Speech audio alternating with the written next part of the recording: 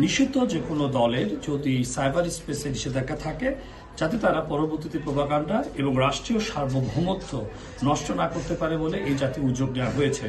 অর্থাৎ প্রচলিত আইনে কোনো নিষিদ্ধ দল এবং জনগোষ্ঠী ফিজিক্যাল এবং সাইবার স্পেস বোথ ওয়েতে অর্থাৎ যৌথ সমন্বয়ে তারা কোনো কার্যক্রম করতে পারবে না।